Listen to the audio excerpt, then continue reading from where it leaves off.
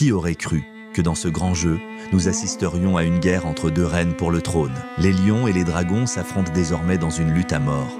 Aujourd'hui, Daenerys, à la tête de 100 000 soldats et de 3 dragons adultes, a quitté Meereen pour Dragonstone, prête à attaquer Port-Réal, le cœur du royaume de Westeros, et à forcer Cersei à abandonner le trône. Daenerys a également le soutien de 3 nations, les îles de Fer, Dorne et la puissante maison Tyrell. Ils prévoient de rassembler leurs armées pour assiéger Port-Réal à l'avance. Cependant, personne ne s'attendait à ce que la reine Cersei, bien installée dans Port-Réal, soit déterminée à faire payer les 3 nations qui l'ont trahie. Elle a juré de les voir mourir à ses pieds et elle tiendra parole. Alors que les îles de Fer et d'Orne se préparaient à rassembler leurs forces, un énorme navire de guerre apparut soudainement, arborant le drapeau des îles de Fer. Yara et Théon reconnurent immédiatement le navire d'Euron qui, avec l'armée des îles de Fer, avait choisi de se ranger du côté de Cersei. Avec 1000 navires, il lança une attaque surprise. Pris au dépourvu, les alliés de Daenerys durent se battre à la hâte. Euron, assoiffé de sang, tua les 2 filles du dirigeant de Dorne, Ellaria, Sand, et les jeta par-dessus bord. Yara, témoin de cette scène furieuse, affronta son oncle Euron dans un combat acharné. Malgré sa bravoure, Yara fut finalement vaincue, et Théon, impuissant, dut abandonner le navire et s'enfuir, laissant sa sœur captive. Ainsi, une grande partie de la flotte de Daenerys fut détruite, et l'attaque surprise d'Euron anéantit 2 des nations qui avaient trahi Cersei. Fière de sa victoire, Cersei arriva à Port-Réal, acclamée par la foule. Euron, à cheval, entra dans le palais et offrit le dirigeant de Dorne à la reine. Voyant le mépris d'Ellaria, Cersei décida d'exterminer la maison Martell et annonça publiquement à ses conseillers qu'Euron deviendrait le commandant de la marine royale chargé de repousser l'invasion de l'armée de Daenerys. Peu de temps après, Daenerys apprit la mort de ses alliés et fut remplie de rage. Le plan d'attaquer Port-Réal avec Dorne et les îles de Fer avait échoué. Elle ne pouvait plus compter que sur ses Immaculés pour vaincre la puissante armée terrestre de Cersei. Les Immaculés arrivèrent bientôt à Port-Réal, prêts à affronter l'armée Lannister. Les soldats sur les murs de la ville étaient de près au combat. Les Immaculés formèrent leur rang et commencèrent l'assaut. Des centaines de projectiles tombèrent des murs, causant de lourdes pertes parmi les Immaculés. Cependant, Tyrion, le malicieux, connaissait un point faible de la ville, un passage secret dans les égouts. Grey Worm mena ses hommes à travers ce passage, tuant les gardes et ouvrant les portes de l'intérieur. Les Immaculés envahirent la ville et engagèrent un combat féroce avec les Lannister. Les 2 camps se battirent jusqu'à ce que l'un soit complètement vaincu. Les murs furent de bientôt couverts de cadavres.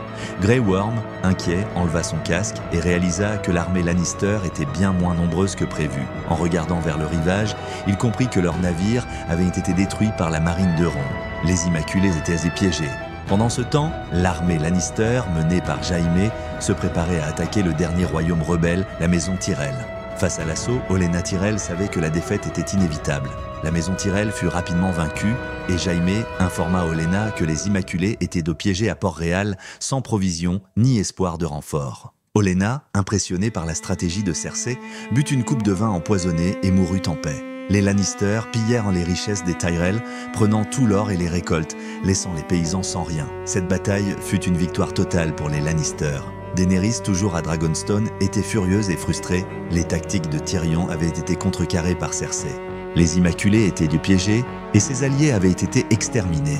Elle décida de prendre les choses en main et d'envoyer ses dragons au combat, déterminés à faire payer l'armée de Cersei. Quelques jours plus tard, alors que les Lannister célébrèrent leur victoire, un bruit de sabots se fit entendre au loin. Jaime, alarmé, ordonna à ses hommes de se préparer au combat. Les Dothrakis de Daenerys, armés de leur cimeterre, chargèrent à cheval, suivis de près par Drogon, le dragon de Daenerys. Les flammes de Drogon semèrent la panique dans les rangs des Lannister, brûlant vivants de nombreux soldats. Les Dothrakis traversèrent les flammes et les cadavres, chargeant les Lannister restants. Jaime tenta de riposter avec des archers, mais les flèches ne purent percer la peau de Drogon. Jaime, désespéré, vit ses hommes tomber un à un. Bronn, avec une arbalète spéciale conçue pour tuer les dragons, tira une flèche qui atteignit l'aile de Drogon. Le dragon, blessé, tomba du ciel, mais se stabilisa au dernier moment, détruisant l'arbalète avec ses flammes.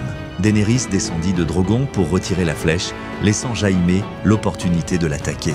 Mais Drogon, vigilant, cracha des flammes, forçant Jaime et Bronn à sauter dans une rivière pour échapper à la mort.